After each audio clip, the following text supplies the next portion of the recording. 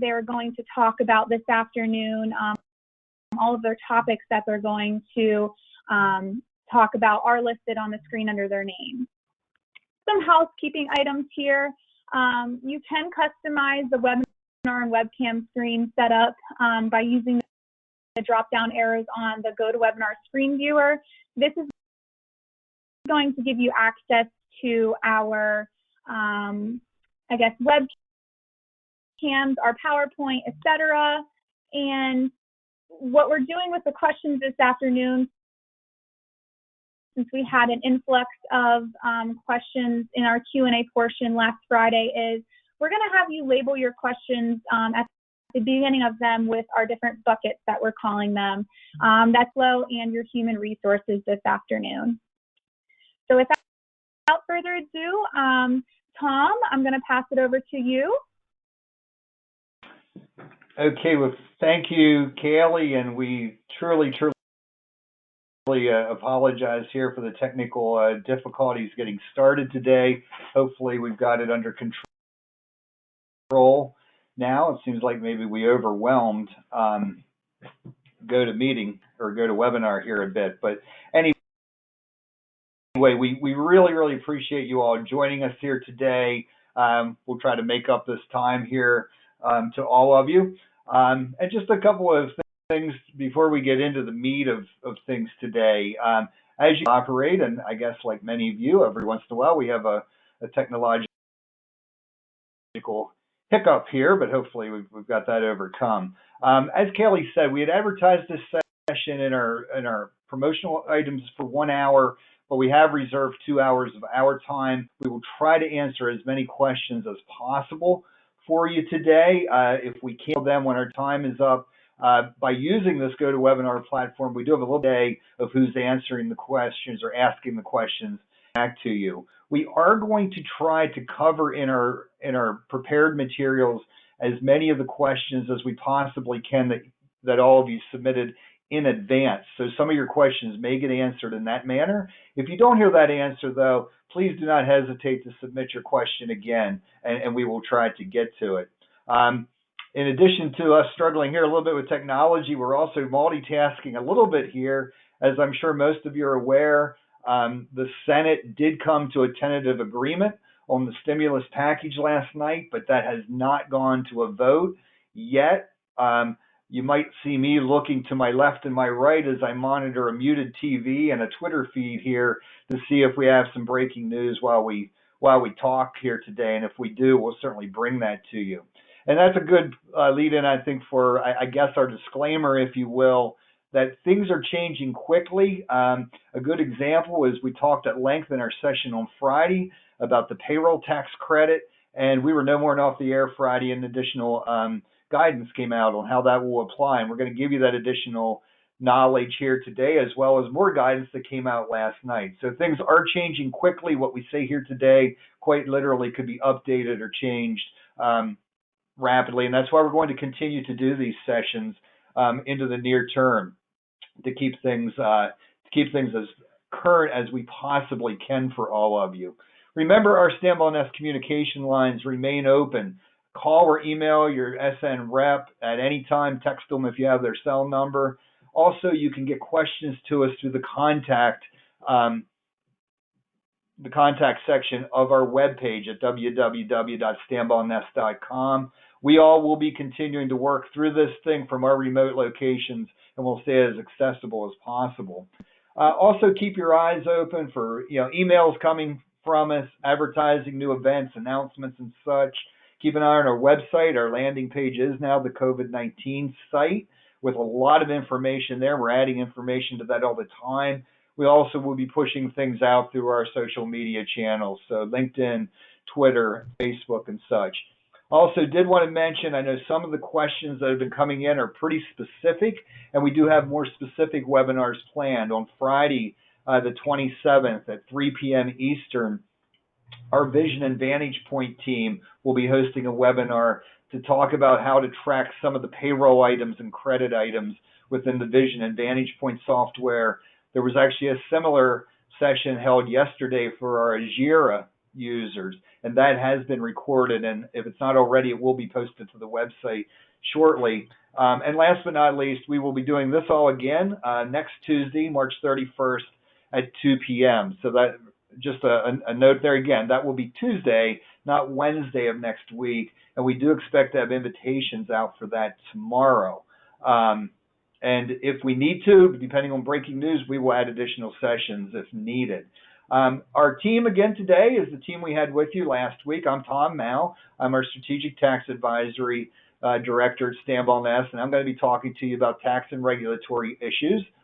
We have Kristi Weierbach, our Workforce Advisory Director, who's going to be talking to you about things I know you're very interested in, about the new unemployment rules, the leave requirements, and so on, and updates we have from that from what we gave last week.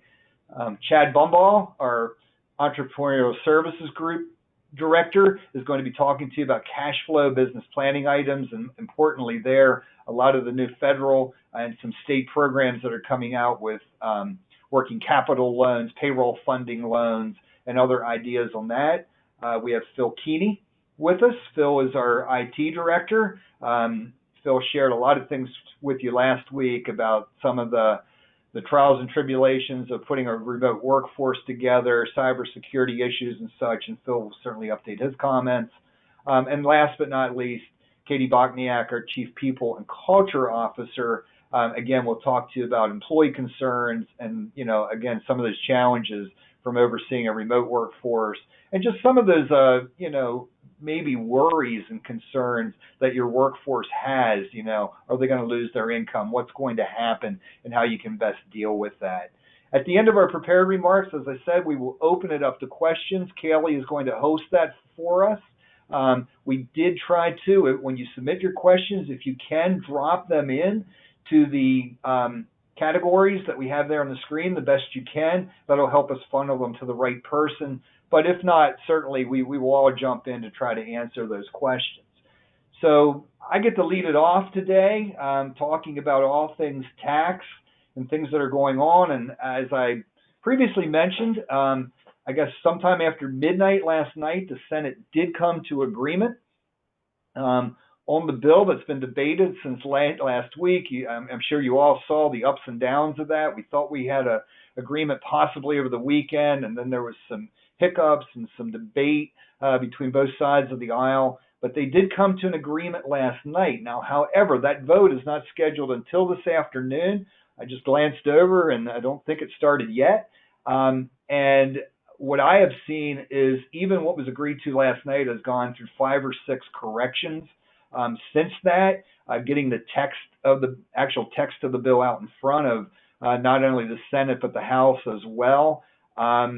Not to stir calls for alarm, but I read just before we came on the air that they think there may be a major glitch in the drafting that they need to fix, or it may have some unintended consequences as it relates to unemployment. And Kristi's going to try to talk about that, but I think it's a little unfair to expect her to do that because we don't know what it says either. But it is coming. We hope the Senate approves it today yet. Then it needs to get into the House. There's still debate on how the House is going to go about approving the bill because most of the congressmen and women are in their home districts. So there may be voice votes or other procedures that aren't normally used. And then obviously, ultimately, hoping to get in front of the president for signature as early as tomorrow. We'll see what happens. It looks like the markets are still happy with what's going on. As I glance over right now, it looks like the Dow's still up about 1,200 points today after a very good day yesterday. So what do we know about this bill so far? And again, this is from scanning articles, Twitter, newspaper, TV reports. So again, the final may be different than what we're reporting here, but here's what we have read. The bill comes to us with a cost of about $2 trillion. That's about double what we expected when we talked to you last Friday. It includes enhanced unemployment benefits, the federal government kicking in to give additional benefits and really take that out maybe for as much as 4 months. And Kristi will get into that a little bit more. It also extends to some workers who don't typically qualify for unemployment. There's about $367 billion allotted to small businesses to help fund payroll for idle workers in the form of federally guaranteed loans. That's an area Chad maybe will touch on for us. Probably the most controversial piece of this is somewhere in the neighborhood of $500 billion being allocated to larger industries to kind of help them weather the storm. I think the one that's getting the most publicity and all that obviously would be the airline industry, but it's also all other forms of transit, whether that's airports, mass transit, passenger rail, the tourism, the cruise industry. And that's where I think some of the debate came from the different sides of the aisle, making sure that these funds are used as they're intended and not what happened back in the recession where some of the funds were used for stock buybacks, executive salaries, and so on. So I think part of the compromise is there are restrictions in this bill on how the monies can be used. There will be an inspector general and oversight committee named to approve distributions under this. And the president, the vice president, members of Congress, other heads of executive departments and their families are not going to be eligible for these funds. So I'm sure we'll hear a lot more about that. There's monies, about $130 billion for hospitals and our healthcare system, which is obviously much stressed and needed right now, and about $150 billion to help state and local governments fund their own stimulus funds. So a lot to unpack there that we'll hear more about. What I want to talk about are the tax provisions that are here. And again, a lot of these are similar, for the most part the same as what we told you about last Friday, but we're getting a little bit more clarity on them. Probably the big one is this direct payments to American taxpayers.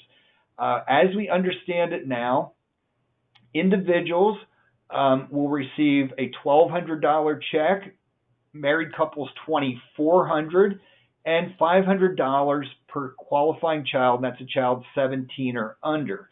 Those payments will be phased out if your income on the individual basis is between $75,000 and $99,000 per year, and jointly between $150,000 to $198,000. Now, here's where it's changed since last week. Last week, we were expecting this to be based solely on your 2018 tax return filing, because for the bulk of the country, that's the latest return on file. Some of us have filed our 2019 returns already, and some have not. What we're understanding now is what they're calling advance payments, the monies they're trying to get out as immediate as possible, will be based on the most current information they have, whether that's your 18 or your 19 return, but the ultimate amount of your payment will be based on your 2020 status. So we won't have this thing completely reconciled until we file our tax returns next year. So again, a couple of things that I've just read, again, don't take it as gospel, but it's how we're understanding it, is based on the 18 returns or the 19 returns, checks are going to go out as fast as possible. If they have bank account information on hand for you, because you may have had a refund direct deposited, they will attempt to deposit it to that account, and that gets it out as quickly as it can. If that gets bounced back because maybe that's not your account anymore or other reasons, or they didn't have that, they will mail the checks hopefully within 6 to 8 weeks. I say hopefully, and I'm a little pessimistic on that because we also understand that the IRS has significantly rolled back their personnel in response to COVID-19. So will they be able to pull that off and still process the tax returns that continue to come in? We will see. When you file your 2020 return, you will reconcile, did you get the right amount? If you were actually owed more, because maybe your 2018 or 19 income is higher than 2020, and certainly a lot of people's income may drop this year with what we're facing here and people being out of work. If you didn't get enough money in the first advance payment, you'll be able to get that in the form of your tax refund next year. Now, the good news we're hearing is that if you got overpaid, if your income is higher this year, they may not ask for the overpayment back. Don't spend that money yet, I guess, I'd say. But prior times when they've done programs like this, like back during the recession, that was the case. If they inadvertently paid you too much in the advance payment, they left you keep it. So we'll see how that goes. One thing that also changed since last week, there was supposed to be a limit on people with lower incomes That's not going to be the case now. There's going to be a phase out, but not a phase in. Everyone with a Social Security number, a taxpayer identification number, is going to be eligible to get either the $1,200 or the $500 if you're a dependent. So I think everybody's looking forward to that and see how that comes about. Other provisions that we understand are in the bill. As we talked about last week, you'll be able to withdraw up to $100,000 from a retirement account without penalty. You'll pay tax on it, regular tax, but those early distributions that we're used to, a 10% penalty if you take it, the penalty won't apply, and you will have a time frame to restore those monies if you only need the money for the short term without taxation. Required minimum distributions on retirement accounts. That was historically age 70 and a half. Some other tax legislation actually in December had just jumped that up to 72. They're going to be waived. If you don't need those monies, you're not going to have to take them and incur tax liability on that. The big one we talked about last week appears to still be in the bill, that employers and self-employed persons are going to be able to delay paying the employer share of Social Security incurred in year 2020 to 50% by the end of 2021 and the other 50% by the end of 2022. Again, that should put a lot of cash flow back into employers' pockets. The net operating loss rules are being loosened for C corporations. The 5-year carryback is going to be put back in play. The losses are going to be fully deductible. The current income limitations are going to be eliminated on that. And the net operating loss rules for pass-through entities, S corporations, partnerships, sole proprietorships that are taken at the individual level are also going to have a technical correction to allow them the more favorable treatment. So if you do take a tough year this year because of what's going on, there may be a chance to get some immediate tax refund at the end of the year. We had talked about acceleration of recouping the corporate alternative minimum tax credit. That's still in play. I'm not going to get into deep detail on that because I don't think it'll apply to a lot of folks. We are increasing the interest expense deductibility from 30 to 50% of adjusted taxable income for 2019 and 2020. So again, if we incur a lot of borrowing or debt here to get through, hopefully you're going to be able to take a tax deduction for the interest you incurred. Something that was a problem in the Tax Cuts and Jobs Act regarding depreciable property as it relates to building improvements. There was just a glitch in that was forcing you to take that depreciation over 39 years rather than the intended 15 and the 15 that was in the prior law. And we've truly been waiting ever since that act passed at the end of 17 for that to be fixed. It appears that's going to be fixed here. There's going to be an employee retention tax credit, and I wish I had more information on this because I think this is really important for all of you as you keep people on staff. I think you're going to get some tax credit for it. I apologize. We don't know a whole lot more about that, but stay tuned on that one.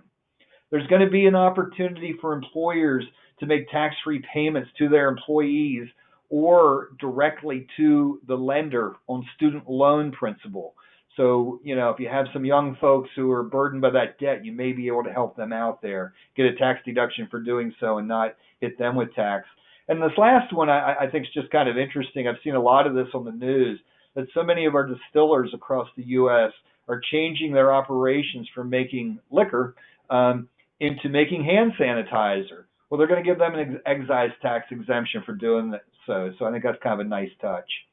A couple of things that we did hit on Friday that I'm not seeing in the bill now. It doesn't say they won't be there, but there was some talk about delaying all estimated tax payments at the federal level this year to October 15. I don't know that that is in there. And also a deduction for above-the-line charitable contributions. So that was really fast, and that's kind of what we know at this point. But stay tuned. There's more to come. Now, before I hand it off to Kristi, there are some other tax things that are going on that we do have more clarity on because we got guidance on it between last Friday and today, and I wanted to touch on those. The first revolves around the tax filing deadline. On Friday, just before we went into the air, we got word that all federal tax returns due April 15th. We're going to have a new due date of July 15. That is certainly the case for most of those returns. You don't need to file an extension. You don't need to make a payment. July 15 is the new April 15. Now, that, as I said, includes any income tax related return due April 15, whether that's individuals, whether that's C corporations, whether it's some of the provisions under the foreign income reporting and such. It does not include gift tax returns. It does not include estate tax returns.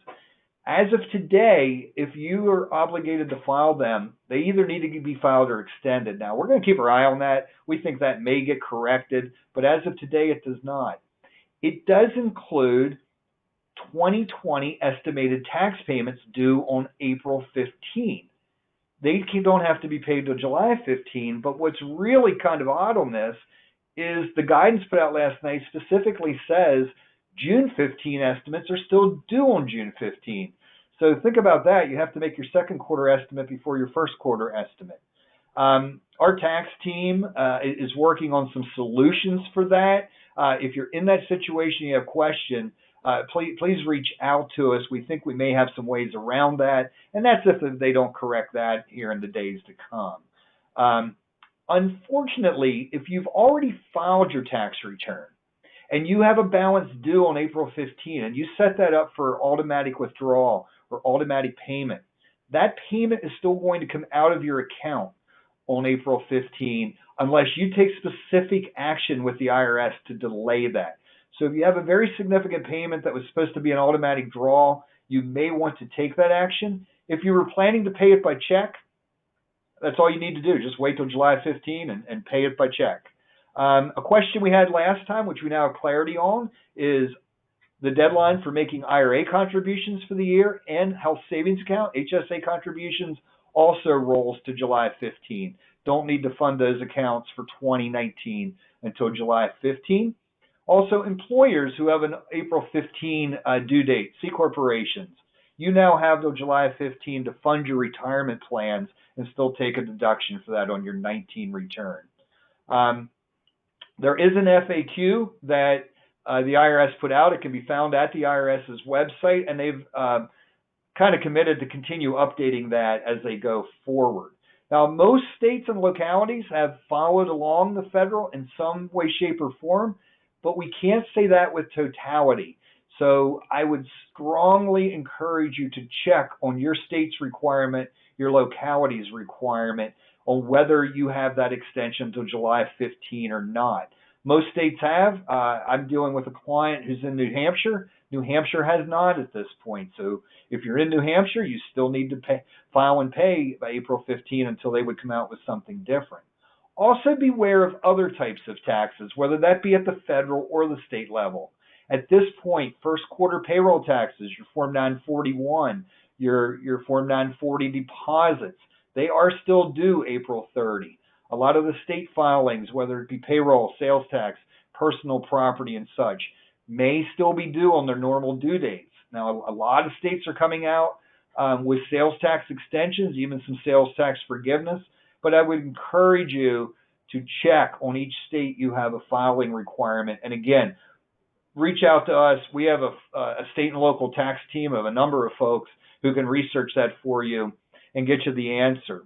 From the regulatory side, the Financial Accounting Standards Board, the PCAOB, the SEC, many of those bodies are also delaying filing requirements. Again, if you have specific questions on that, let us know, or reach out via your regulators or their websites and such and determine if there is a deadline you still need to meet there. I've even seen things like if your driver's license is scheduled to expire at the end of this month or April, if your vehicle registration or inspection is set to expire, you're getting extensions on that. So don't assume anything. Please just do your due diligence check and let us help you out on that. The other hot topic from last week is obviously the payroll tax credit. As I said, shortly after we went off the air Friday, the Department of Labor, the Department of Treasury, and the IRS put out joint informal guidance on the credit, and we got a little bit more formal guidance last evening, again with the promise of more guidance to come. Just to review, As you may remember, the Families First Coronavirus Response Act that was passed last Wednesday, March 18th, included requirements for you to pay emergency sick leave and Emergency Family Medical Leave Act benefits to your employees if they meet certain conditions. I'll let that for Kristi. But if you do have to pay under that, there is a 100% payroll tax credit for not only the payroll you paid, but the employer's Social Security and Medicare piece of that tax, as well as any health insurance costs that you have to keep that insurance in place for those folks. Now, the question was, that's great, but I got to put that money out, and there may be a long delay till I get my money back. Well, that was the good news in last week's guidance.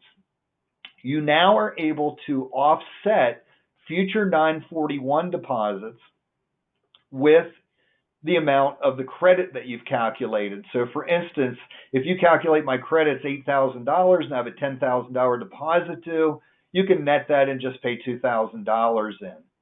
If the converse, your liability is $5,000 and you have an $8,000 credit, you can eliminate that payment, and we have been promised expedited procedures to request the remainder of that money. Now, those procedures have not yet been disclosed or communicated as to what they are, but they are promising a 2-week turnaround on those monies. Again, I'm a little skeptical on that with the resource limitations we have at the IRS and Department of Treasury, if they're going to be able to turn that around, but that's what they're telling us right now. They also gave us pretty clear guidance that the leave provisions don't kick in until April 1, and I think Kristi will talk about that, but that's going to come into play with calculating, what you need to pay and what your credit is. And they also lastly said that they're going to have about a 30-day grace period on enforcement. They understand this is all new, this is all confusing. So if we do trip up, we're going to have the opportunity certainly to correct that. I don't know if Kristi's going to get into this or not, but I'll touch on it. A lot of people are asking, do our employees qualify under the definition of a federal, state, or local quarantine?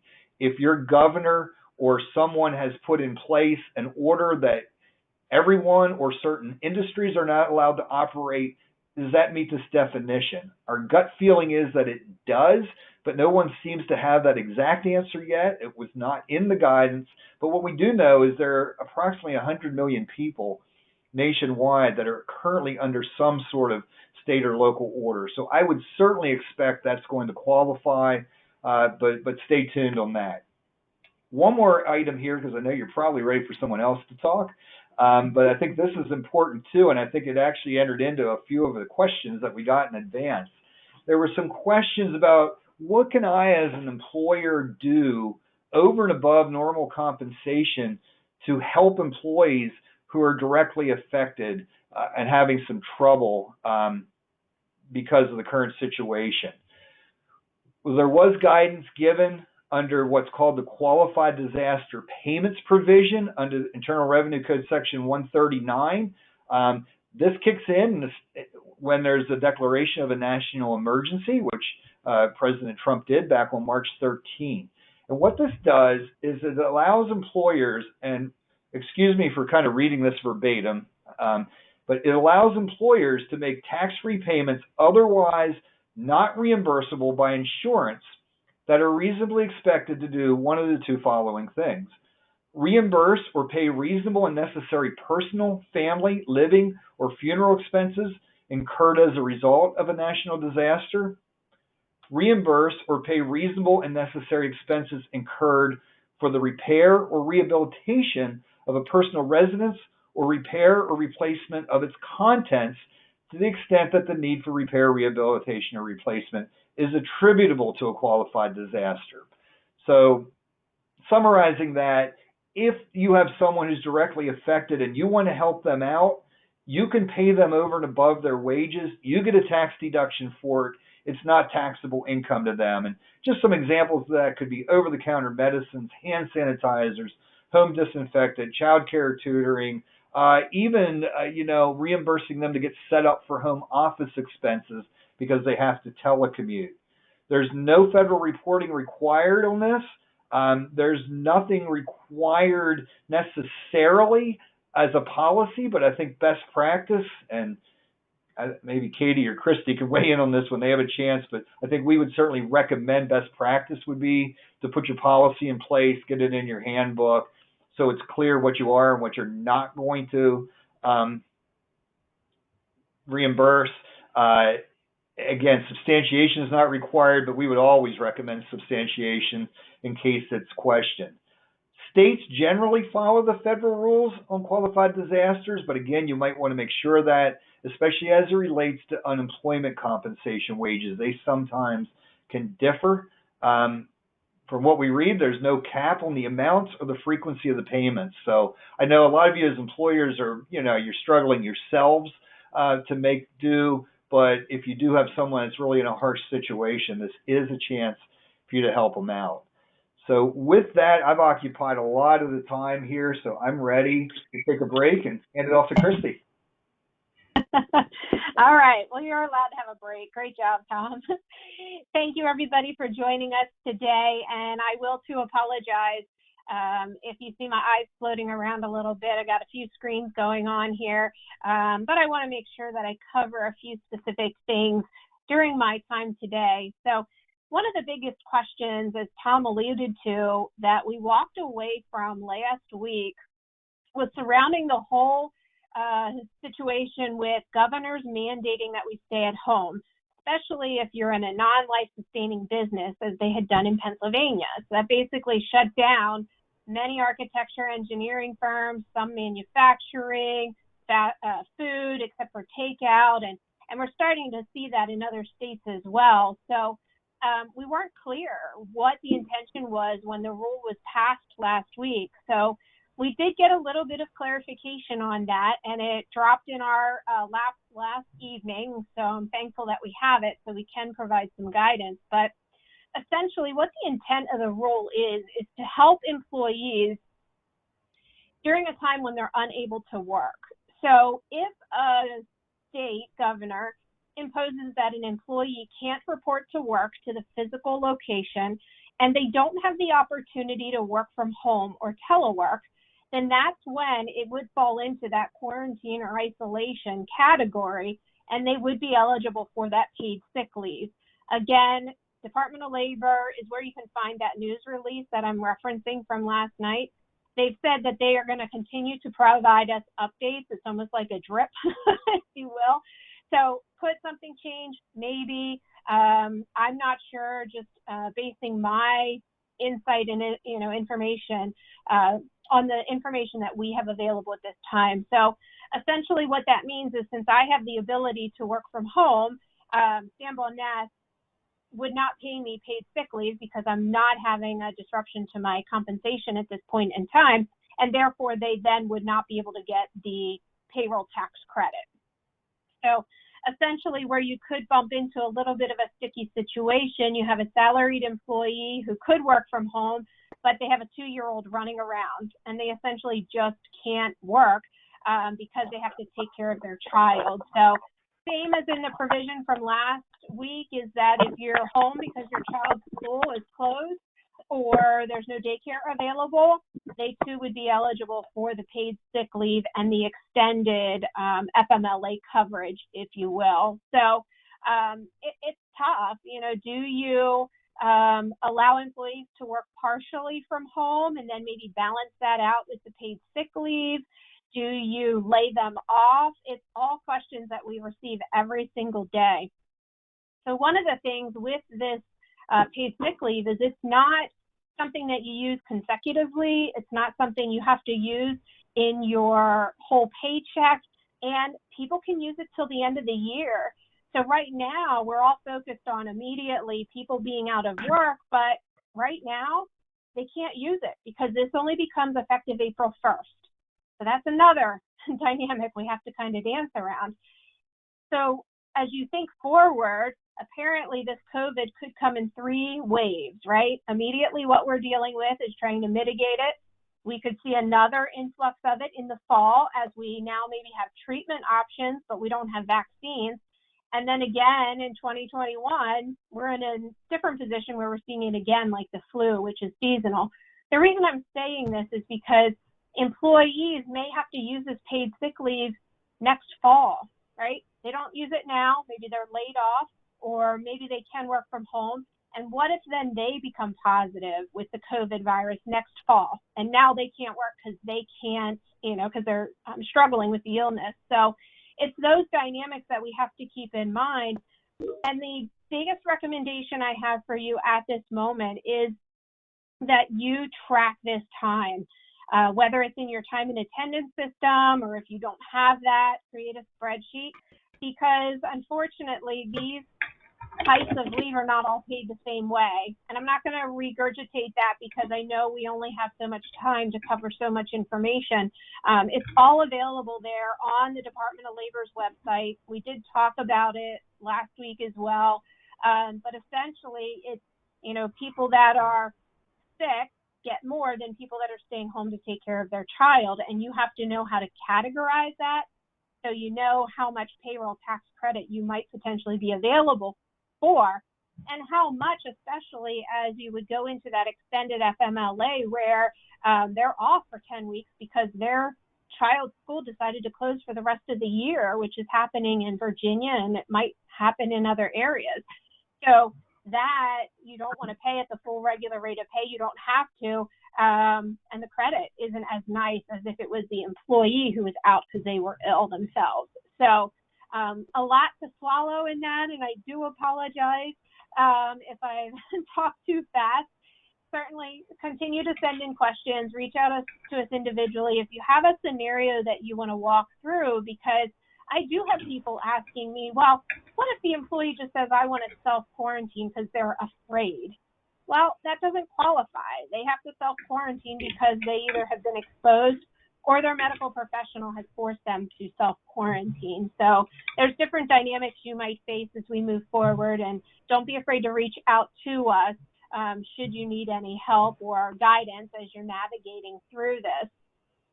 So as we think about the different ways that people might be off, you're thinking, where does unemployment come into this equation? Well, that's a really good question. For those individuals who really can't work from home and you have no work because it dried up, you don't have projects coming in or products being ordered, you might have to lay people off, and that's okay. You as an employer will not be dinged or charged for that time, is what our understanding is. So your experience rating is not going to continue to increase. A lot of states, they'll make that decision every year, January or mid-year. So when that next rate increase occurs, and I do apologize, there's a tractor driving by my window at this house. So, that experience rating hopefully will not increase. Most states, I believe, will commit to not negatively impact your rating. And like Tom had alluded, there is a package included within the stimulus bill to help in, the unemployment situation with the costs and so forth. We don't know exactly what that's going to look like. So one bit of advice I can give you, I haven't seen yet how state unemployment agencies are going to reach out to us requesting that separation for information. So if you get an email or you get a form, look at it timely, make sure you respond timely, and make sure if they don't give you a checkbox to say that this is COVID-19, put a note there that this was related to COVID-19. That way they can make sure that you're not negatively impacted by this. Again, it would be great if they just said from this period to this period, all claims submitted will be exempt from, hurting and experience rating, but I don't know how they're going to actually implement, their desire to help companies through this. So for employees that, might partially be off and want to use some of the paid sick leave, you certainly could try to round that out for them. I would just caution you to remind them that, look, once you reach that 80, we as a company won't be paying you any more paid sick leave. So use it wisely, and, they might have something that flares up next year or at the end of the year. And if they're out of time, then they may not get paid at that point in time. So sometimes employees don't think that far ahead. So helping them think with the end in mind is definitely something I would encourage you to do. As far as health insurance, again, we talked about this last week. We believe carriers in most occasions will give you a little bit of grace as far as forcing you to put somebody on COBRA if they've, reduced their hours. Definitely reach out to your broker, get them working for you, or if you don't have a broker, reach out to your carrier and just confirm the position that they have today on what that looks like. If you're going to have to lay people off for months, you might have no choice but to shift them to COBRA. Certainly any contributions that you make could be part of that payroll tax credit. And Tom, I don't know if you've seen any specific guidance on that. I haven't yet. I think that's something that the DOL will continue to share with us. You're nodding your head that you're on the same page. You're on mute, I think.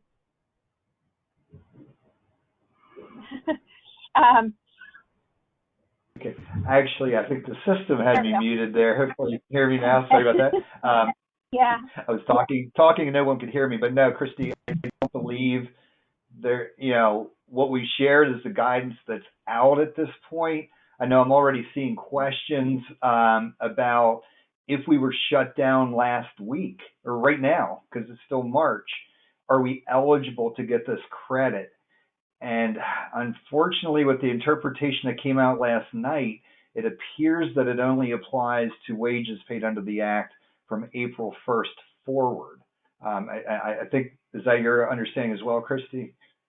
Yeah, I did see that there is no retroactivity applicable to this. Yep. Yeah, which I know we're here in Pennsylvania and many, many other states, people were forced to shut down last week or even before. So maybe we'll get some relief on that as we move forward, but it's the rules as we know them right now. Yeah, and I would encourage, if you are reducing hours, taking employees from 40 down to 30, have them open an unemployment claim now. That way they can at least get in the system and start getting the wheels moving. In the event that this would extend further than we all hope, at least they start that process, because I don't even know where we're at now, but I think it's over 100,000 people that are submitting claims each week. So just keep that in mind. It's not going to hurt anything. They may or may not get something to supplement the reduction of hours. And again, to you as the employer, it's not going to negatively impact you. And one more note before I turn it over to Chad is that companies that have less than 50 employees, this does not change the normal FMLA provisions. That all stands as is. But what it does allow is that if you do have to pay the paid sick leave. That too now applies to you whether you have 1 or 500 employees. But where this there's an exception possibly for you is that extended FMLA leave where you would have to pay for somebody to stay off for up to a total of 12 weeks due to a child care facility closing or a school closing, you might be able to get an exception. From what I understand at this point in time, it's not going to be too difficult to go through the criteria. We haven't seen the specific criteria yet of what really surely defines you as having an exception due to hardship. We do know that the Department of Labor is not going to require you to submit anything to support that. Whether the IRS does something different, we're not sure yet, but you don't have to scramble to try to prove it if you decide that you do want to exercise that right as being a small business under 50 that might financially struggle if you had to commit to that for your employees. So again, this continues to evolve every day. We will send out communication, especially if it's something urgent that you need to know before we do this again next Tuesday. And thank you for your patience and listening to us and plugging in. Chad, I'm going to turn it over to you. All right. Thank you, Kristi. Appreciate it. And I am hoping that what you just heard from Tom and Kristi is going to help alleviate a little bit of the topic that I have, which is the cash flow and operational type concerns. But certainly we are not going to know that until we have some of these questions answered, get a better feel for the timing of these cash flows and these tax credits and everything. So we're going to hit on this topic still. And the one that I've been getting the most questions about relates to the SBA loans and what is it that we're hearing about and seeing, and also some of the state credits or programs that are available. So that's what I'm going to start with today. Tom mentioned there's well over $300 billion available through the SBA loans, and some of these are going to be able to be forgiven depending on the actions of the employers. What we're seeing right now, and again, this is all pending the final process and the final drafting, is up to $2.5 million for payroll costs can be forgiven, and up to $10 million potentially for operating costs, things like your utilities, your rent, your debt service, things like that to keep things going. And the forgiveness, as we understand it right now, is going to be proportionate to the number of employees that the employer retains and also the general payroll levels moving forward. So again, we don't know what the mechanics of this are going to look like. All that we know is that there is a framework to allow some of these loans to be forgiven. And again, as Tom mentioned, some of this is going to be subject to an oversight board, the inspector general. So again, there's the intent here that these are going to be monitored and really watched so that we don't have an abuse of the system as well. The other thing I wanted to provide in terms of the federal SBA is in relation to just what do I need to do and what do I need to start gathering if I want to look at these loans, if I want to consider making an application. And again, this is as the laws are currently written and currently available. So start pulling out last 3 years of financial statements and tax returns for your business. Last 3 years of, if you have a personal financial statement that you prepare for a lender, or if you don't, you may want to start thinking about the information you need to prepare one, because that's something that they're looking to ask for as well as entities that you might own a piece of. So if you have an investment in a smaller entity or a non-wholly controlled entity, maybe you own 20% or more of, they want to see some of that information. Accounts receivable, accounts payable aging as of the loan application date. The loan application form itself, and then a schedule of liabilities, and they do want to look at your tax returns. So this is what we're seeing right now. There's also comments in the bill talking about some forgiveness and some grace that they're going to add in regards to this process.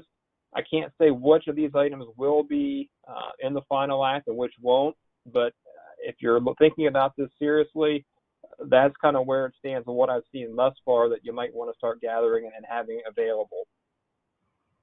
I did mention, and several folks mentioned some of the state programs as well, and we're in Pennsylvania, or I'm in Pennsylvania right now also, and hot off the presses as of about last evening was some of the details on the Pennsylvania program and how you can go about getting that.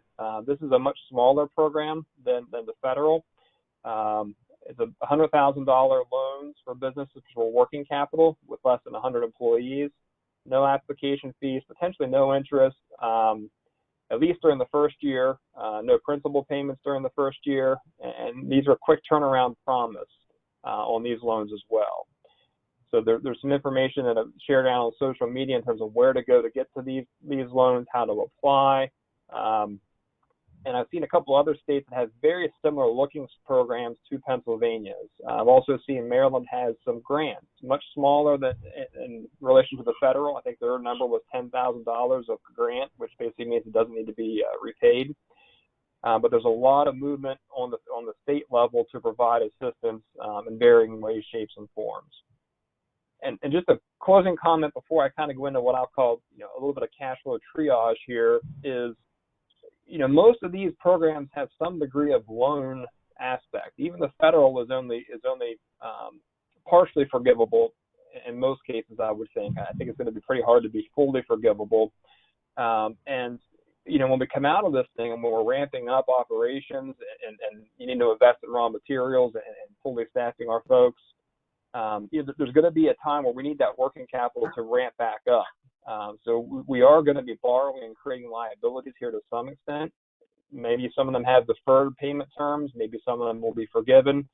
But just I caution folks to jump too far and too fast in these obligations before you really sit down and see where you're at. I don't want somebody to put a albatross around their neck that really they're not able to come back from. But again, we may need these monies to stay in business. And it's just something to think about before you run out and apply for every loan that you can get. just remember we do have to pay those back in some way, shape, or form in some aspect.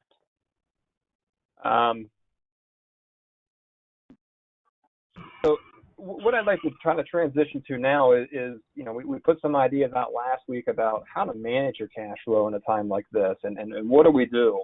And last Friday it was coming off of a forced shutdown from the governor, and a lot was happening very quickly. So we put some information out there. I want to do it a little more controlled manner this afternoon.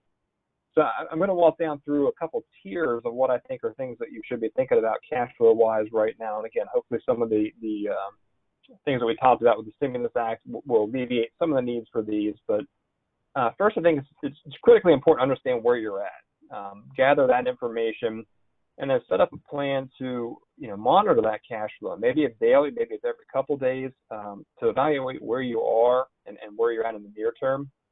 Look at what must be paid now. What have we already committed to that we owe folks for, and then look at what can we defer paying or incurring these costs. So what are the things that we've not yet committed to that are in our near-term plans, and are there items there that we can say we're going to put these off for a period of time? We know we want to do them, but maybe it's going to be a 6 month later instead of a next week type project. And I think for most companies, that's where the real flexibility is going to be. Is trying to triage, what are the things that we can avoid doing now, can defer. And the last question is, what can we eliminate? And I'd like to think most of the companies that survived the last downturn really don't have a significant amount of, what I'll call fat in the budgets, but inevitably stuff creeps back in. So maybe there's some things we can just say, we're done doing this, at least for the period of time. So I think those are important considerations. Kristi hit a lot on the payroll, but I think it's important just to keep in mind, that we do reducing hours. One thing Kristi did mention is rolling layoffs, and maybe we have groups of folks come in and out of the program, just as work moves through the production system. So maybe a department this week is laid off, and the department next week gets laid off, and so we can afford to be back on full force. Also, as we mentioned earlier, these loan programs and also this employee retention credit Tom alluded to, a lot of those are dependent upon the amount of the employee base that you keep and you retain. So we really don't understand fully the implications and interplay between those decisions yet. So I would just be cautious and keep alert and keep attending these town halls for us to provide a little more of that detail. Other things on the employee front is maybe you don't want to do a layoff or a furlough of any sort. Maybe we're looking then at some kind of a salary reduction temporarily, and that could be at certain levels or across the board. If your retirement plan document allows it, taking the employer profit sharing match and reducing or eliminating that temporarily. And also, we talked about the payroll tax deferrals. 50% due next year and 50% in 2022 for the Social Security. And my only caution there is just that's something that really, as an employer, you don't want to mess with. So we need to make sure that we're diligent and disciplined, that those funds get paid back, because I don't think it's going to be a good situation if we're not able to do so down the line. So I just would suggest use caution with that one. A couple other things, I'll just add a few more comments on in regards to Tier 1. We talked last week about talking with your bank, looking at, is there a temporary increase in the line of credit available from your lender if you don't want to look at the government programs. Maybe it's something that we can feel we can get tied over with just an extra couple $100,000 or $50,000 or so on the line of credit to get through a payroll cycle or two.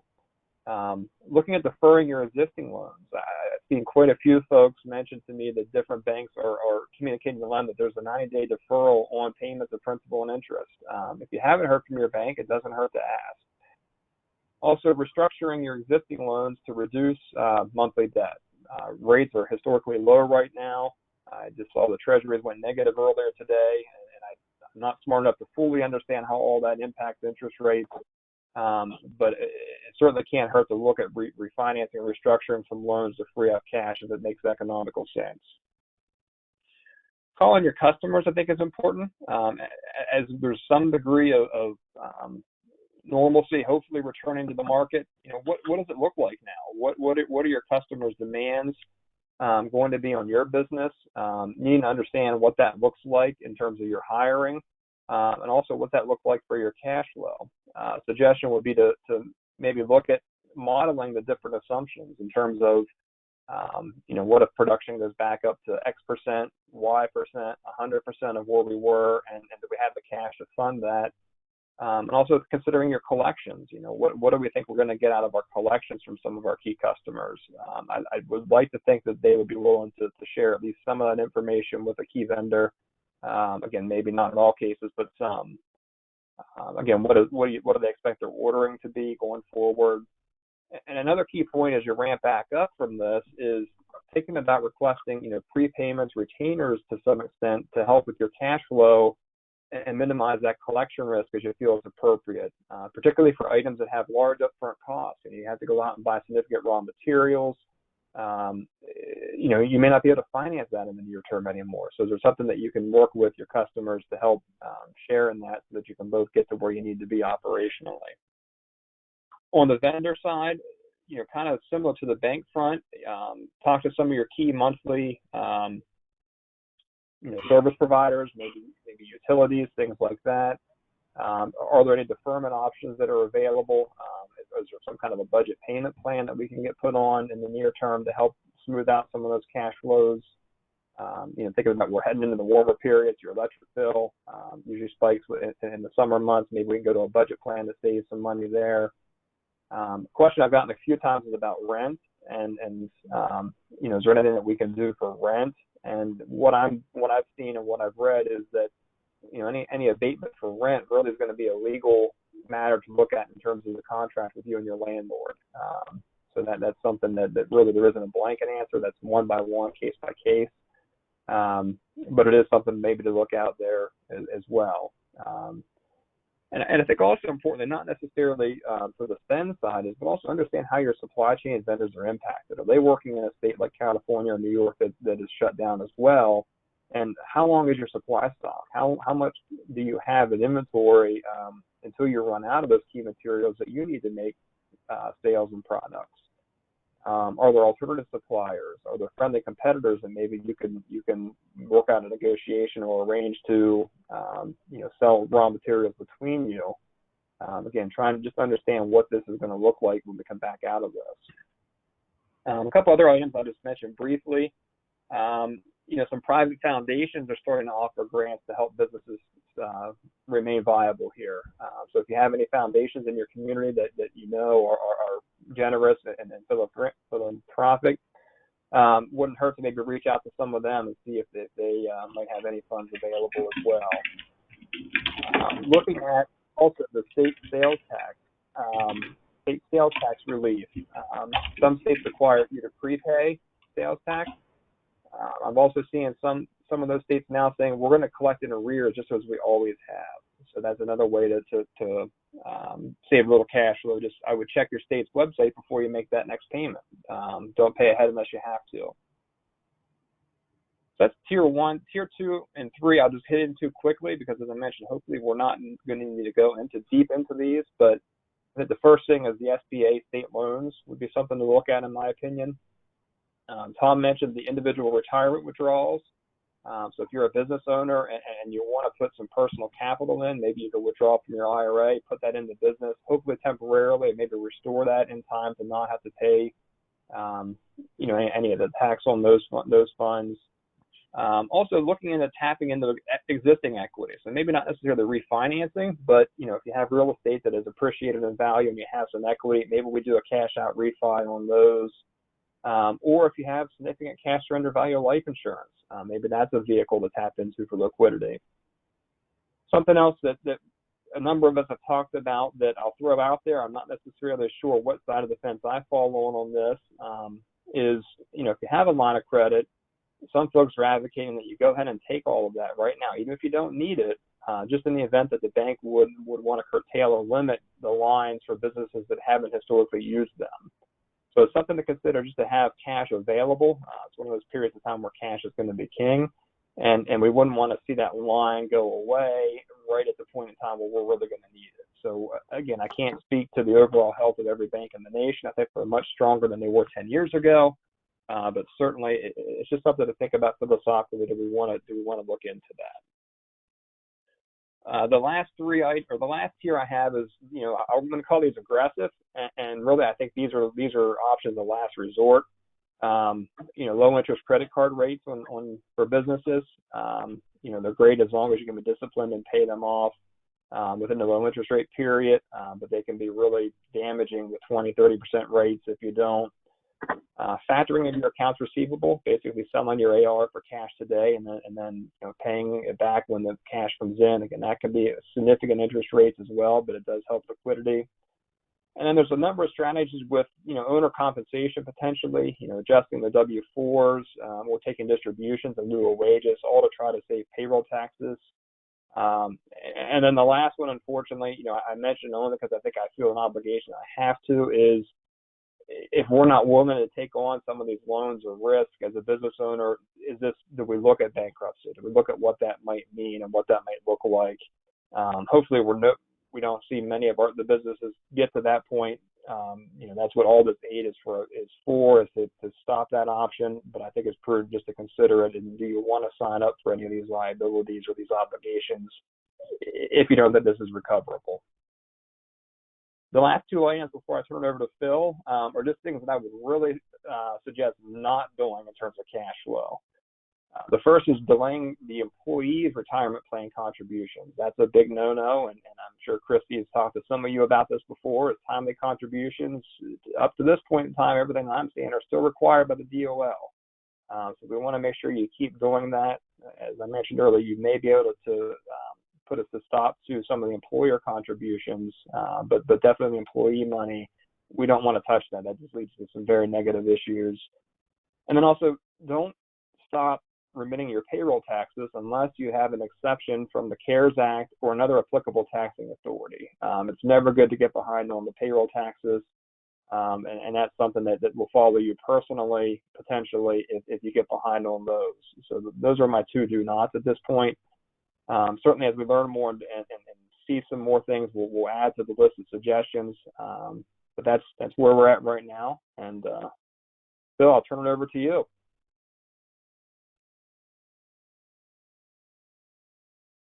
All right. Well, thank you, Chad, and certainly thank everyone for joining us today.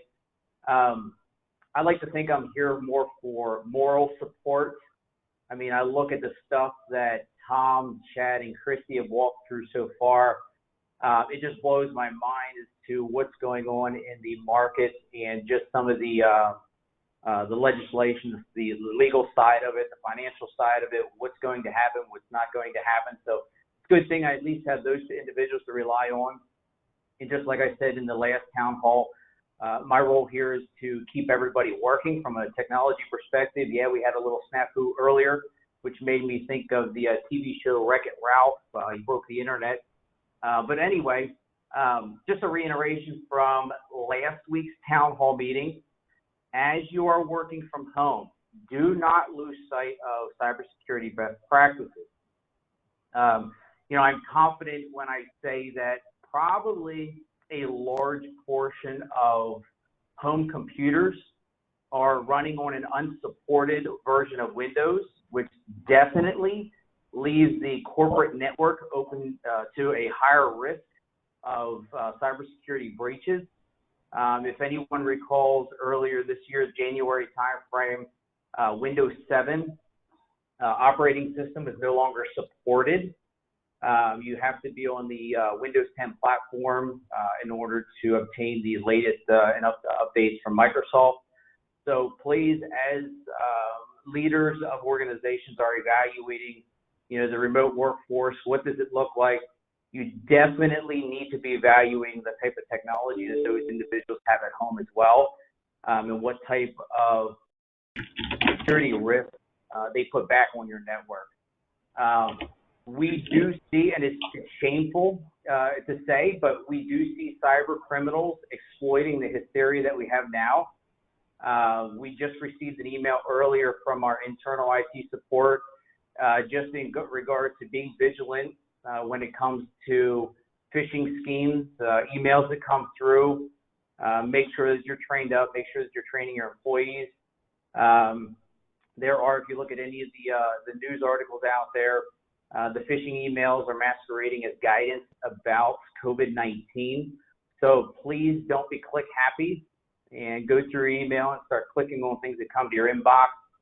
Pause and question at each turn.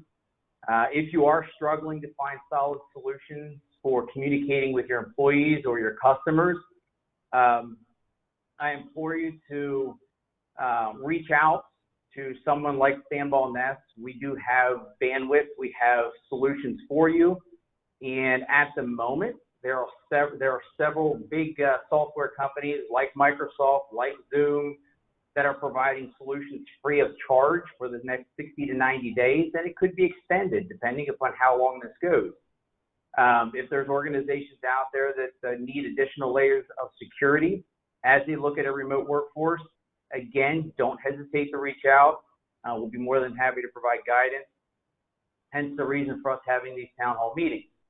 And for business owners and HR folks on the webinar today, now is a good time as any to review your handbook, tighten up the current remote work policy structure. Maybe you don't even have one, and if you don't, you need to start looking at it now. And then also, it's a good time to review your cybersecurity liability policy, along with your disaster recovery and business continuity policies, because of course we're in a different dynamic now. And again, I'll just lead it back to on the cybersecurity front. There's a lot of times when you're not tied directly into a corporate network inside of it, you're working from home. There are times when you tend to circumvent or not pay attention to security like you should. So with that being said, I will turn it over to Katie, and you can take it from here. Well, thank you, Phil. I appreciate it. And thank you to my colleagues for sharing everything. It's just a ton of information today. I think that the main thing that I wanted to share today is, since we all got together, it's probably been a few days, are all remote. Some of us were already remote, but then coworkers were not. It's a mixed bag everywhere. And, it's really, really important to make sure you have the tools that you need in order to do your job. I think the thing that we are all looking for now is solid leadership. And we're looking for our leaders to inspire and provide confidence that there is a way forward, and also how we can show our employees that they contribute to that. I think it's really easy for somebody to fall underneath the radar and feel isolated and lonely. And so communication, I know earlier we were talking about cash is king. Communication is king as well.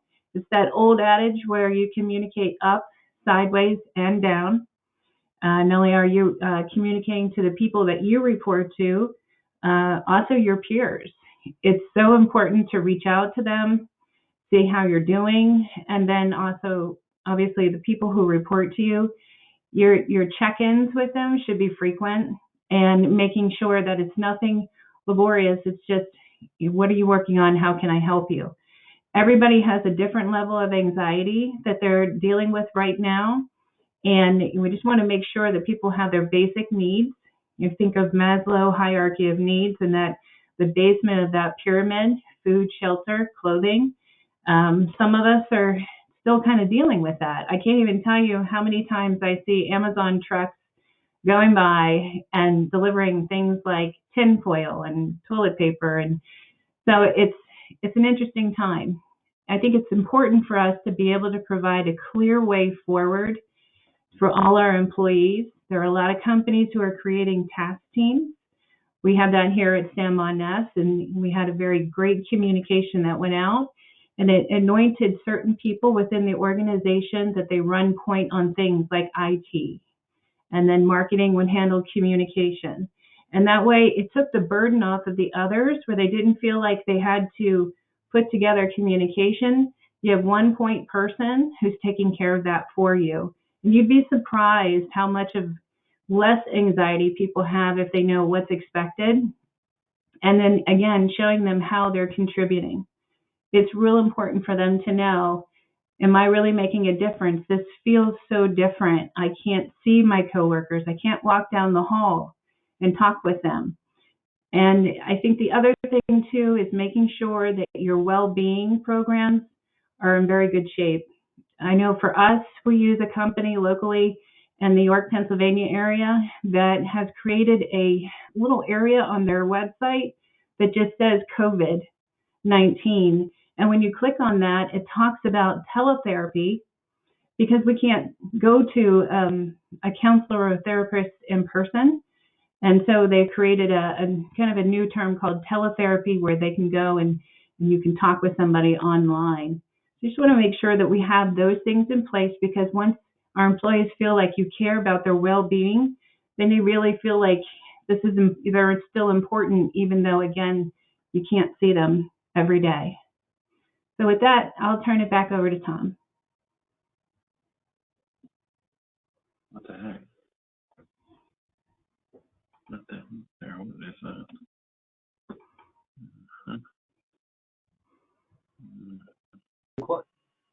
Thank you, Katie. We're going to go into the questions here in a minute. I just want to give you kind of the up-to-date play-by-play. If anybody's been watching me on the screen, you can see I've had my eyes to the left quite a bit, trying to watch the latest Twitter news here. And we don't have a vote yet from the Senate, but it looks like we're getting close.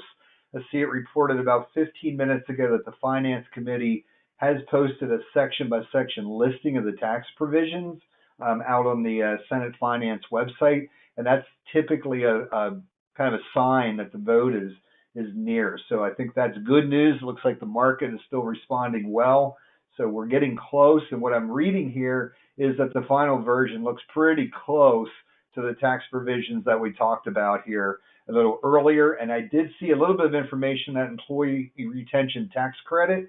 Good news on that. I don't know the details of exactly how it's going to be calculated, but it looks like it's going to cover wages from March 13th forward, back to the day that President Trump declared the national emergency. So that maybe helps with that gap between March 13 and April 1.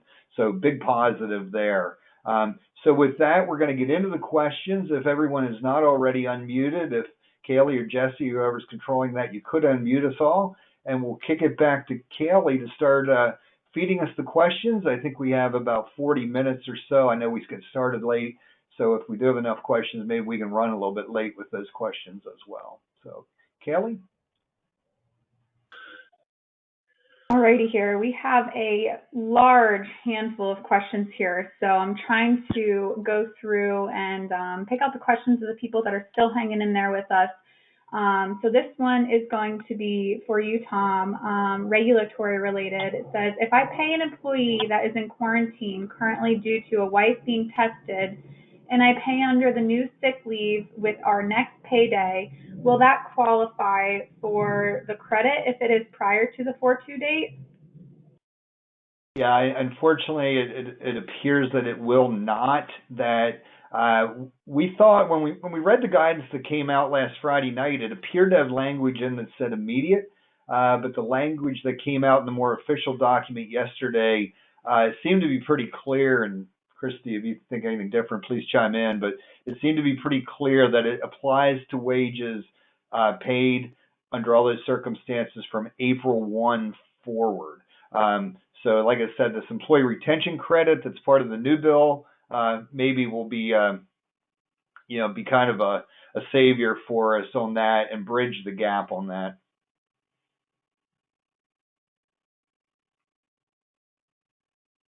All right, this one is a workforce related question. It says, please address the difference between layoff and furlough.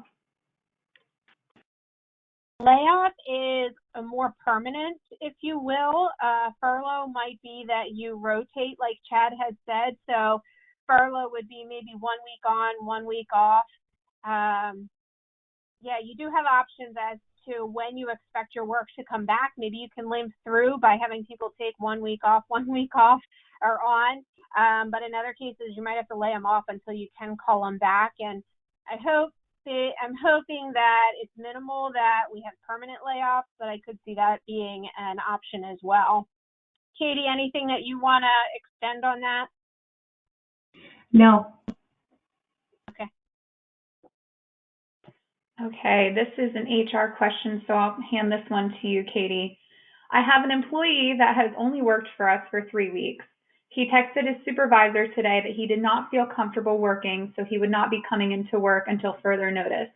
He did not mention having any symptoms or living with someone with a stay-at-home mandate. Do you have to work for a company for a certain number of weeks before you are eligible for the family's first response? I believe that's I'm what going to it give says. this one to Kristi. Okay.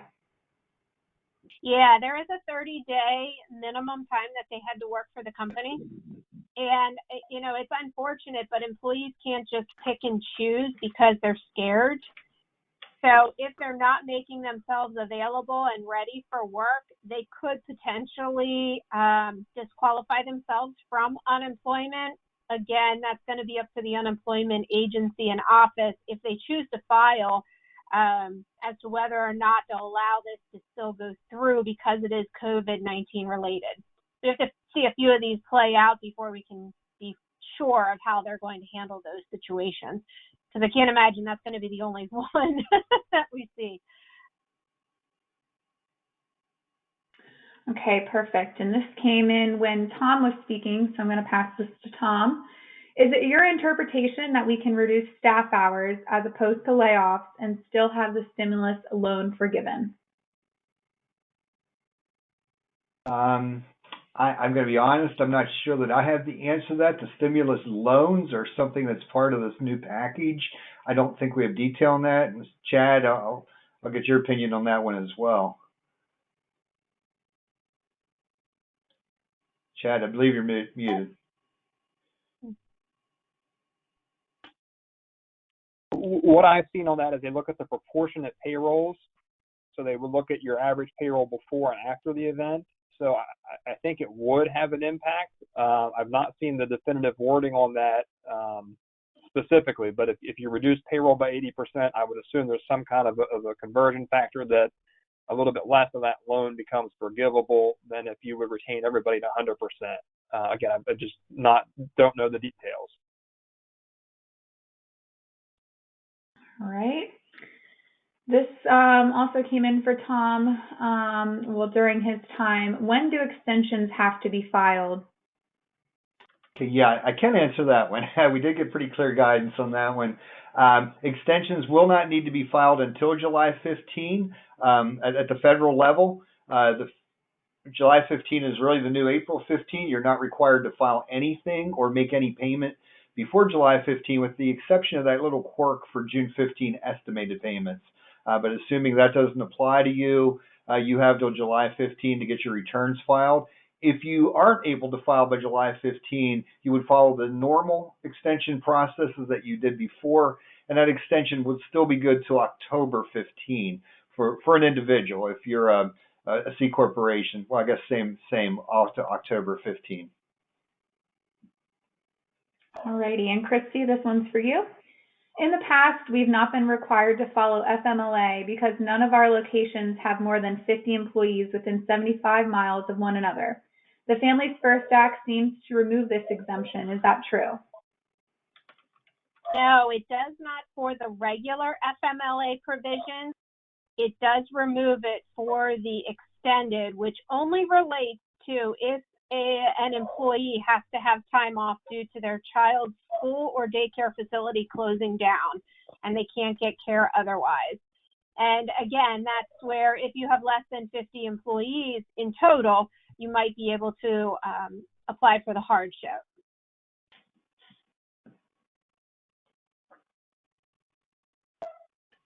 All right, this is an HR related question. It says, I'm getting word that the effective date is 3/20/2020 by pronouncement of the Treasury Secretary. Is that true? No, the only effective date we've seen is April 1st.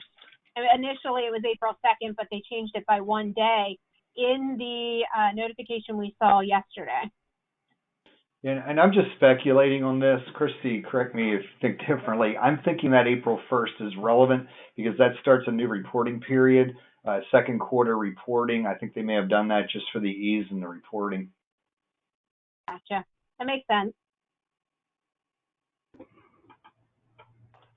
All right, this is another workforce one. We are a company of 22 employees. Does FMLA apply to us? not the regular provisions of FMLA. Again, you have to have 50 or more employees within a 75-mile radius. However, the new extended provision would apply to you unless you decide to take the hardship.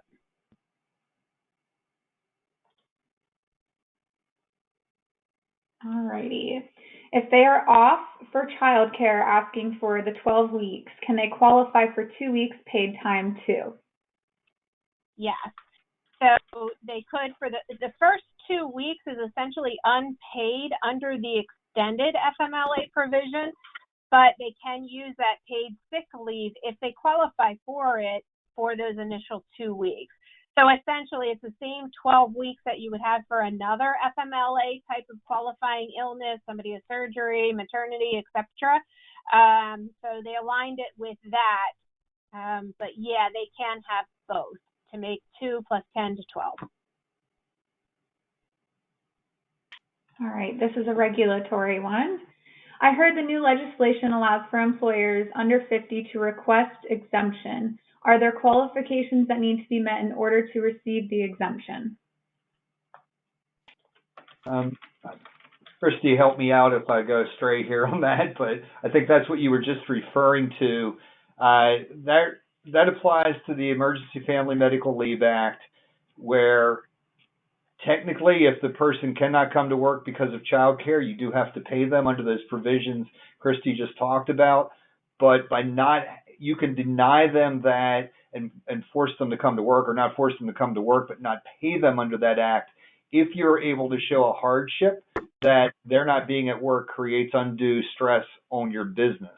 There's going to be a process for applying for that hardship waiver. I don't know that we have seen. In fact, I think the guidance that came out last night specifically referred to the fact that that guidance has not been issued yet. Is that correct, Kristi?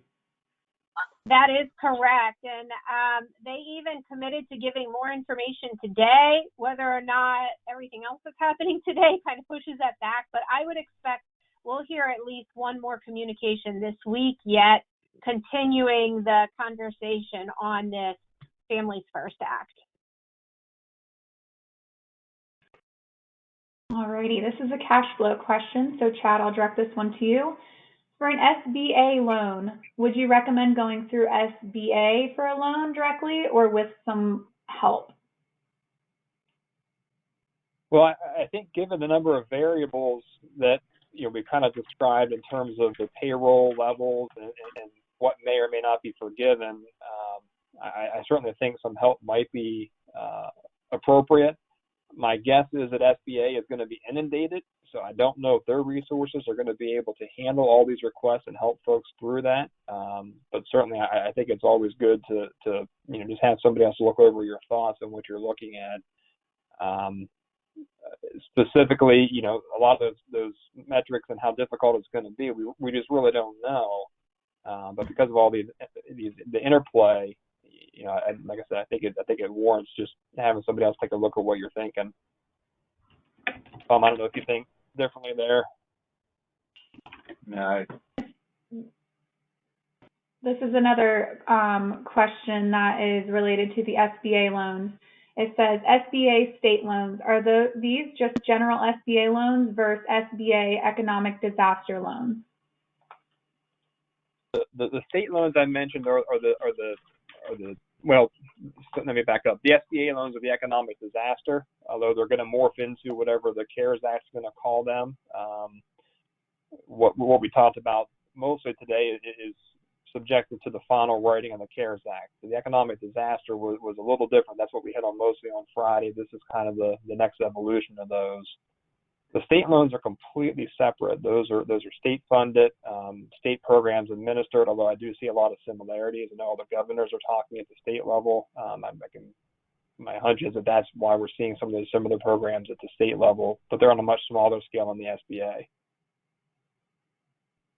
All right, this is a workforce question. Is it possible that furloughed employees can keep health insurance while out, so employee does not have to go through COBRA, which is expensive? Yeah, I would agree. If we can try to keep them on the health plan and not shift them to COBRA administratively, it makes more sense. I just encourage you to think about what are you going to do about the employee portion of their deductions? Are you going to forgive it? Are you going to require them to pay it back? If you require them to pay it back, are you going to collect it immediately, spread it out over a number of pay dates? All options that you have the choice of how to handle. But again, before making any firm decisions, I would double check with your broker and carrier to see what they're going to hold fast to, or what extensions or accommodations they're going to make in light of recent events. And Kristi, this is another one for you. Can we move exempt to non-exempt status as we anticipate a reduction in work? I would be very cautious. So there's two things I want to touch on with this. If you are reducing pay, so let's say you're doing across the board 15 or 25% salary reduction, which we have heard some companies are doing, you want to be mindful not to take somebody below that minimum threshold of a salary exempt employee. Similarly, you want to make sure that your hourly employees are still meeting federal and state minimum wage requirements. So if you decide to take somebody from exempt, now move them to hourly, you could potentially jeopardize the future of them being an exempt employee, especially if they're going to be continuing the same duties and responsibilities that they had prior to making that change. So DOL is never going to slap your hands for switching to non-exempt and paying people hourly, because ultimately they work overtime, you're going to pay them the time and a half. It's then if you decide to flip them back, what's that reasoning for doing that and so forth. So pull out the job description and just really give careful consideration before doing that, because seeing it through on the other side with the end in mind, what are some of those implications or hurdles you're going to have to overcome then to go back to what they were prior to COVID-19. Alrighty, and Chad, this one's addressed to you. For the payroll test for loan forgiveness, have you talked about the event? Is it the event that is declaration of an emergency, or is it some other date? I've not seen the specifics on that yet, how they define the event. My guess is it's going to probably align with some of the payroll items. Tom mentioned that date for the employee retention credit. My guess is that they're going to start to align those dates so that it's really one date if possible, but that's just pure speculation on my part.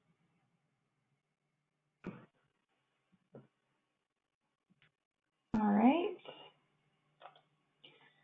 Who or what entity is administering the stimulus package funds, i.e. SBA, state economic development, local banks, or lenders? I'll take that one. What I've seen is they're going to actually have a different body oversee this with those other entities, SBA and local banks and everybody else involved. I think so the answer to that question is all of the above. New agency that I've not seen the name of, but it's going to have some role in this process. Again, that's from what I read of Overcap's summaries of this act, but nothing final. But they all are going to have a role from what I've seen. All right, this is an HR-related question. It says, not sure if my question can be seen, but we are in PA and received a waiver, but only have a partial work crew. Can the people laid off claim UC, or will they qualify for the strict time? Sorry, there's a misspelling here. If they are not sick or do not have a child. Is the 80 hours available to all employees simply because of the current situation? Let me take that, Katie.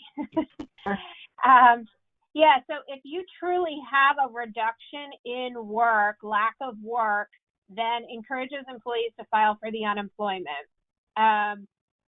You could lean on their ability not to work because you don't have work available for them and they are forced by the governor to stay home. You could lean on that and they could use up their paid sick leave. I just don't know if they want to exhaust all of it in the event that they become infected. So give thought to that, ask the employee what their preference is, but encouraging as many to go to unemployment as possible, is what I would encourage, especially in the interim here when it's not even effective yet. But if I could hit on one more note too, that Katie and I've received questions regarding, what do I tell my staff if I have an employee who's been impacted, either they've been exposed or they have symptoms. So the advice that we've been giving is tell your employees, look, we have an employee who may have been exposed. Don't release their name, although in a small business, I know it's very hard. People will probably deduce and figure it out, but you don't want to be the one that shares their name. Don't share their name, but just let them know, look, if you have concerns yourself because this employee may have been exposed, then we recommend you follow CDC guidelines, you contact your medical professional, ask them for their opinion, because their physician is going to know whether or not they have a compromised immune system. Maybe they have some other things going on that just being exposed, to this additional level of virus or whatever could, increase their ability to get it. So they need to lean on that medical professional. And if the medical professional deems that they have to self-quarantine, then they now become eligible for the emergency paid leave compensation. So, Katie, is there anything I missed or you want to extend on that? No, I agree with what you're saying. I think at the end of the day, we'd never want to put the employee or the employer or whoever the employee told in a bad position. It all around is just a very uncomfortable situation. So I completely agree. It's we don't have to say who it is. So if you're feeling a little uneasy or nervous about that, I wouldn't even go there. All right. I think this is going to be a question that both Kristi and Phil can kind of answer together. It says, any recommendations for how to handle company equipment return or retrieval of personal belongings for the employees currently being home and being laid off in PA, where any non-life sustaining businesses must remain closed? Phil, do you want to start? Yeah, and just to confirm there, Kaylee, maybe if you could read a portion of that again. This is this personal equipment or is this work equipment, employee-owned equipment that the staff are taking home with them? I think it's both because it mentions company equipment as well as retrieval of personal belongings. Okay, so I'll do the equipment side. Kristi, you can take the personal belongings. Okay. My recommendation to clients across the board, if you don't have a piece of software that does asset tracking, where you can account for all of that and document who took what time frame, I hate to say it, but make sure it's documented somewhere. Utilize an Excel spreadsheet. So when you're deploying, if you have an IT team and they're deploying laptops that are company owned to employees at home, if they're deploying switches, firewalls, anything that the company purchases, if it's going to the customer or the employee's home, make sure that you're tracking it and documenting it. Again, if you don't have a piece of software that does that for you, break it out into an Excel spreadsheet. At the end of the day, we all know that some of those things get overlooked, and now you could be out thousands of dollars worth of capital hardware that you purchased, and you don't even know where it's located. What I would add on to that is, if at looking at your pipeline of incoming business, assuming we're closed to around April 12th, as soon as we get the all clear, we can start opening up again. Do you expect to bring them back?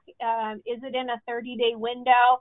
If you see this extending to 60 days out, then you might want to consider retrieving that equipment.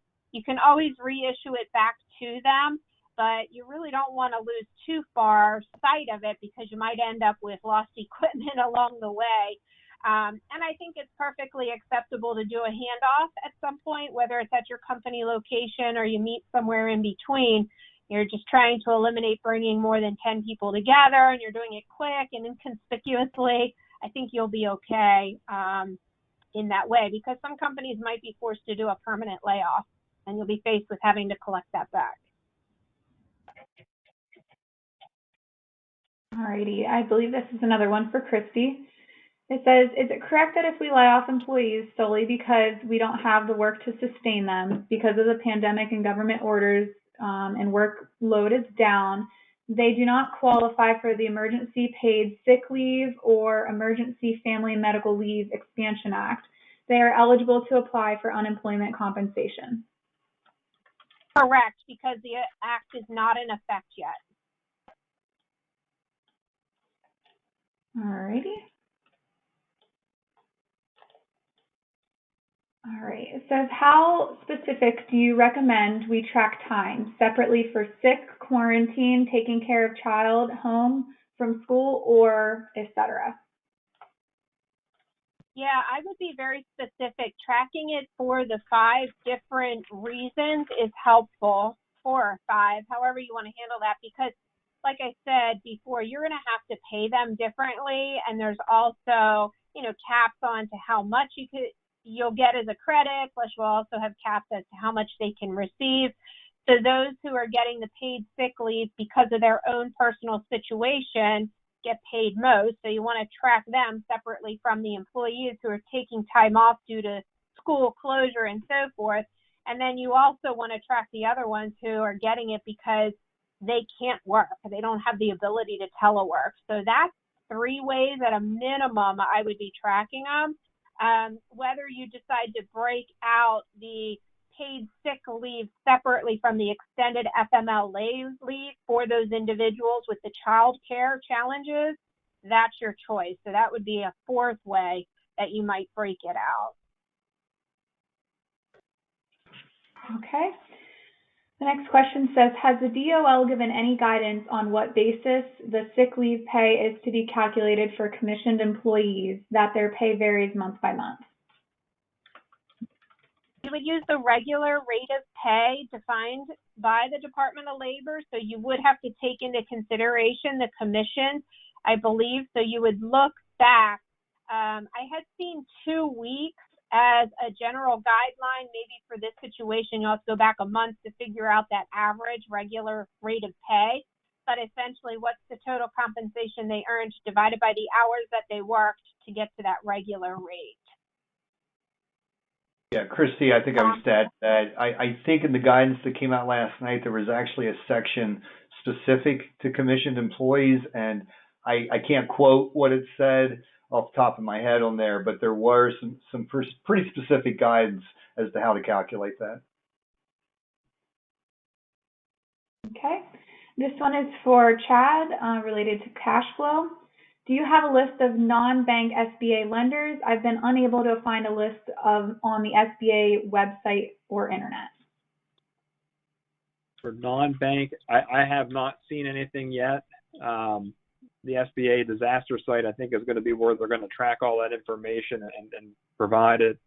What I read a quote from the bill is essentially that a lot of folks are going to be working with banks and financial institutions, but again, that's the whole structure of what this is going to look like coming on the other side is still not yet clear. Okay. The next question is, can we pay people more than the 66% of their salary for those who are caring for a child under the EPSLA and get the 66% tax credit? i.e., can the company take on the burden of the remaining 33% of the salary? Yeah, I believe the answer to that is yes. You can pay them whatever you would choose to. There's just going to be caps on what you're required to be paid to pay them under these acts, and also what's going to be eligible for the credit. So again, back to Kristi's point about tracking things closely, that's a great example. In that case, maybe 2/3 of it's going to count towards your burden under the act and the credit, and the rest will not. Yeah, and just to back up a second, if you go to the Department of Labor website, in their news release, they give you a few different documents to look at. So they talk about the actual rule. They provide a fact sheet for employers, and they provide a fact sheet for employees. Those two are very similar. The difference is if you scroll to the bottom, the employer one has some guidance as to what your responsibilities are as far as not discriminating and mandatory postings and things like that. But then the other thing that they offer is a Q&A section. And Tom, that's exactly where it defines how to calculate the commission's regular rate of pay.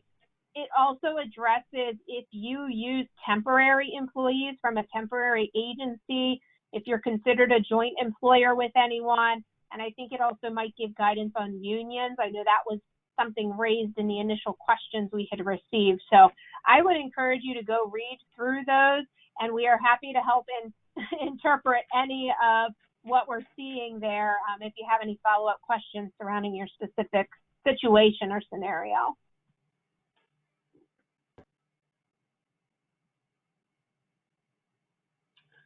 All right.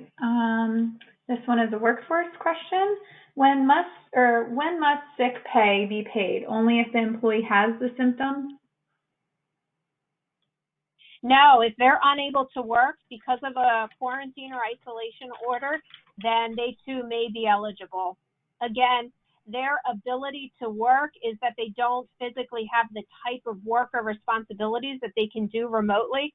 Maybe they make widgets on a production line that had to be closed down. They can't make those same widgets at home. So that would be a qualifying example. Somebody who says, I'm just scared, I don't have symptoms, I haven't been exposed, but I'm scared, they would not qualify for it. And then, as I said before, unemployment would make the decision as to whether they would give them compensation or not there. All right. The next question is, the amount paid will go to those self-employed. Do we know if it will be taxed? Yeah, that's a real good question, one that we're still trying to kind of get our arms around, and maybe that we didn't emphasize enough in our remarks, that all of these items that we talked about for sick pay, for credits and such for employees also do apply to self-employed folks.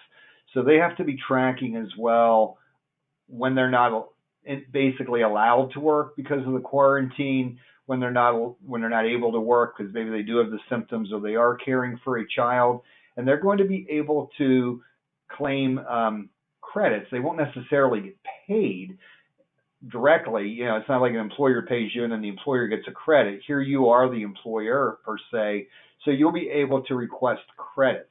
Now, what we've seen so far is self-employed will do that via their tax return. Now, that's not a great answer because you're not going to file that tax return until after 2020 is over. But what it might allow you to do is anticipate a lower tax liability and pull back on estimated tax payments, pull back on that sort of thing. So I think the best advice for a self-employed person is get yourself some help from your tax professional to try to calculate those amounts so that you can reduce those tax payments you pay throughout the year, and that's how you'll get to keep the money in your pocket.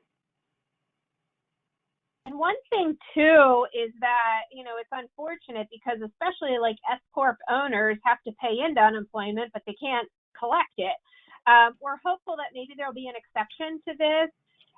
We've been talking a little bit internally about that, and we're hopeful that something will come through. We're just not exactly sure what that is. And Chad, I don't know if you've heard any updates today on that or not. No, not specific to that topic. To your point, I think it's something with self-employed individuals being tied into this. We're hoping that maybe the states will relax that for the S Corp owners, but nothing that I've seen definitive. And that includes some calls and reach outs to the Department of Labor and others. So we're not getting anything yet. Yeah. All right, we might have time for one or two more before we close this up. So the next question is, currently as a 100% S Corp owner in Pennsylvania, I'm not entitled to any PA unemployment benefits. Has this now changed, or am I only entitled to possibly the $600 weekly benefit and no PA benefit? I'll kind of piggyback. I was talking to a couple of folks about this, and you know, I think the 600 is probably going to be there, but does it hurt to try to submit an unemployment claim and let them deny it?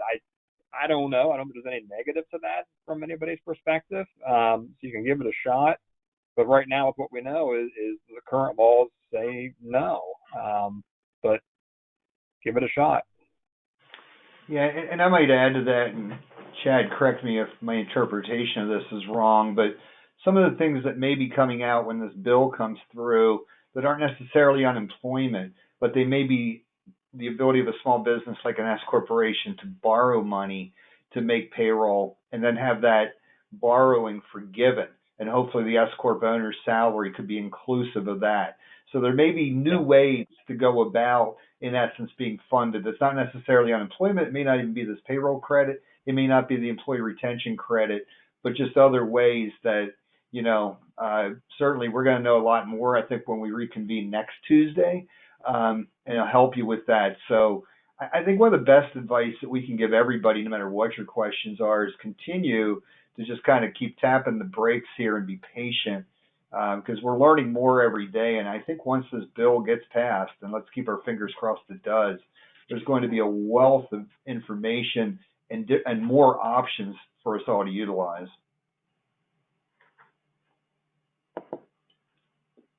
Alrighty, well, it looks like we only have a few more minutes here. So I see there are a bunch of questions in our questions panel. I just would like to remind you that we do have a survey after this webinar, and there is a spot for any unanswered questions, and we will have our expert panelists reach out to you with some answers. So with that, Tom, I want to pass it back over to you to give some closing remarks here to the audience.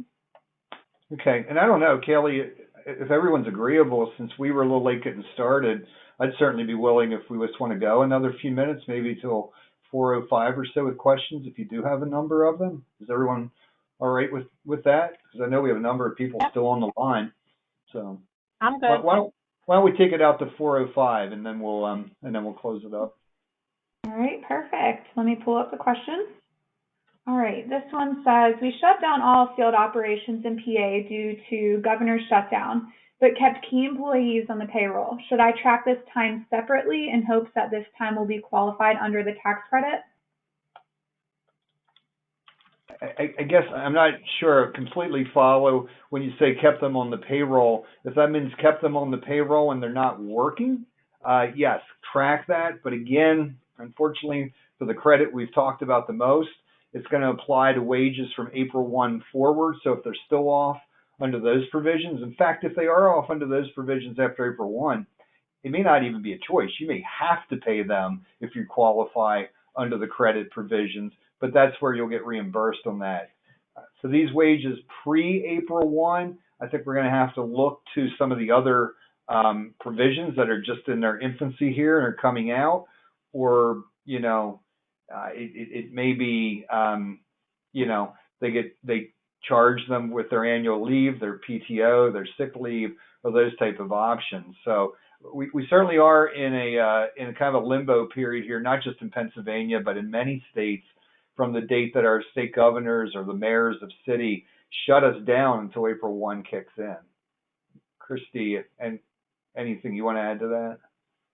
Yeah, I'm hopeful. I was excited when you had talked about the employee retention tax credit, and that might be retroactive, so that could give us some hope for this weird period here where governors were aggressively shutting down and the federal government rule didn't catch up yet. So yeah, I actually saw a blurb on that while the rest of y'all were speaking.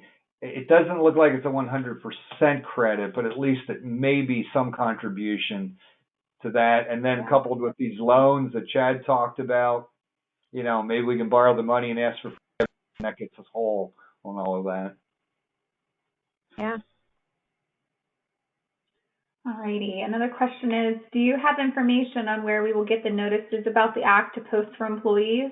Also, with us all working away, do we have to post it electronically to them?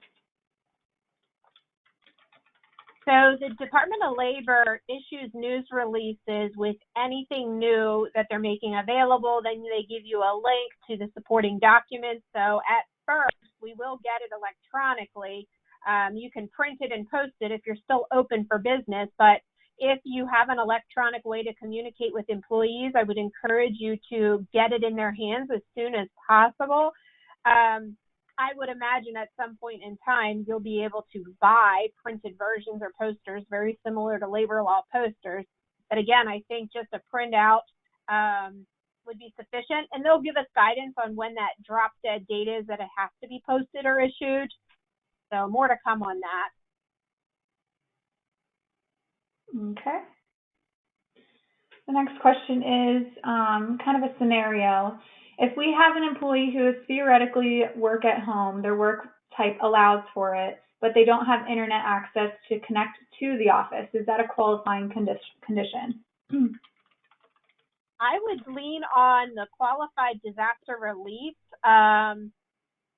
to be able to help them get internet service. I don't know the circumstances why they couldn't get access unless they're in a really remote part of the country.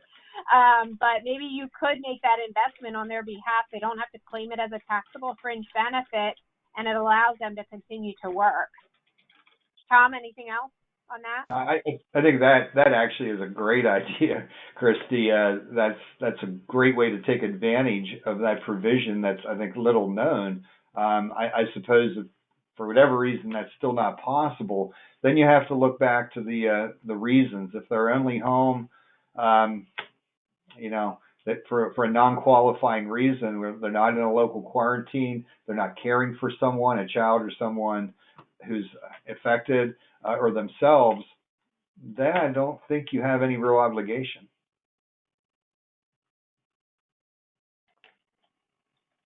Okay.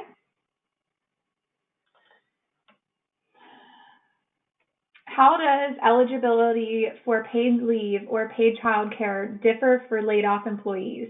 If they are laid off after April 1st, does this mean there is still some obligation to pay families first leave? I think the advice that we're hearing is that if companies should be paying this, if they can, whether or not companies will actually pay it, because it isn't just for right now. It goes through the end of the year. I think we still need a little bit more guidance on that. But yeah, I have seen unemployment agencies specifically saying, use any available paid time off you have, company provided, and now with this before filing for unemployment. I think it's their way to minimize the number of claims with unemployment. But as a company, we can't demand that they use their time. So it's kind of a gray area. Katie, do you know of any more? I don't. I keep seeing that they want you to exhaust PTO. So, yeah, that's the only thing that I'm seeing right now. Okay. Looks like we'll have time for one more question here. And let me see if I can. All right. It says, if I'm allowing employees to work remotely from home and willing to pay 40 hours, even if they only work, in quotations, 20, would I be eligible for the credits after the effective date of April 1st for the extra time we're paying? Yeah, again, if they qualify. Yeah, and that's a question I think we've been debating internally too. I was actually on a webinar from another source yesterday, and that question came up. Not a real clear answer on that yet, if it's an all or none. If they normally work 40 hours, can only work 20, do those other 20 qualify? Logic says yes, but we don't have that in the guidance yet. Yeah, I haven't seen anywhere that it has to be used consecutively or in whole in certain increments. So yeah, Tom, I agree. I hope we get more guidance as we move forward here.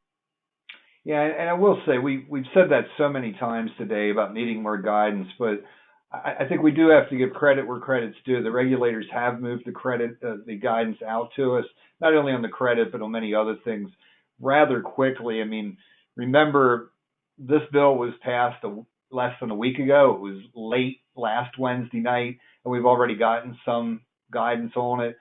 Typically, when a tax act goes through, it could be months, if not years, till we get guidance. I mean, with the Tax Cuts and Jobs Act that passed in December of 2017, there's certain aspects of that we still haven't gotten final regulations on.